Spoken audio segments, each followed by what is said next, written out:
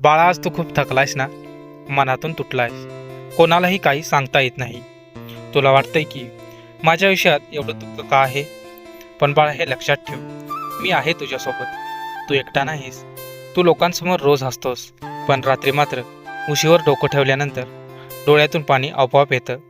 तुला वाटतं कोणी समजत नाही तुला, पण बाळा, तुझं प्रत्येक अश्रू मी पाहतोय. तुझ्या प्रत्येक वेदना मला जाणवतात. तू जेव्हा खचतोस तेव्हा लक्षात ठेव, ही परीक्षा आहे, शिक्षा नाही.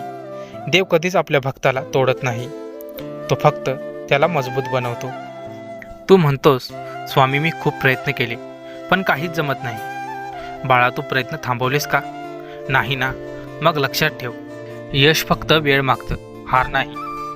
तुला वाटतं तुझं नशीब खराब आहे, पण बाळा, कधी कधी जे मिळत नाही ते आपल्यासाठी योग्य नसतं, आणि जे उशिरा मिळतं ते कायमचं टिकतं. तू ज्या लोकांवर विश्वास ठेवला तेच तुला सोडून गेले. तुला दुखावलं, पण बाळा, लोक बदलतात, पण माझं प्रेम नाही. मी नेहमी तुझ्यासोबत आहे. तुला वाटतंय की आता काहीच उरलं नाही, सगळं संपलं, पण बाळा, जे संपतं ते नवीन सुरुवातीचं दार उघडतं. तू आज जिथे आहेस ते तुझ्या कालच्या निर्णयाचं फळ आहे, आणि तू उद्या जिथे असशील ते आजच्या निर्णयावर ठरेल. म्हणून आजपासून स्वतःवर विश्वास ठेव. तुला जर खरोखर माझा आशीर्वाद हवा असेल तर 3 गोष्टी लक्षात ठेव. पहिली, कधीही हार मानू नकोस. दुसरी, स्वतःवर विश्वास ठेव. आणि तिसरी, माझ्यावर श्रद्धा ठेव.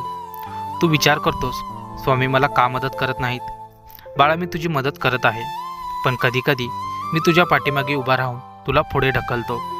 तुझ्या आयुष्यात काही लोक येतील जे तुला तोडतील, पण काही लोक येतील जे तुला पुन्हा उभं करतील.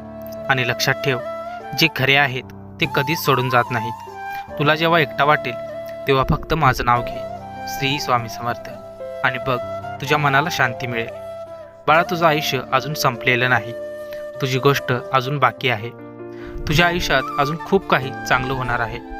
फक्त एक गोष्ट लक्षात ठेव, वाईट वेळ कायम राहत नाही, पण मजबूत लोक कायम राहतात. म्हणून बाळा, तू रड पण हार मानू नकोस. थक पण थांबू नकोस. पड पण पुन्हा उभा राहा.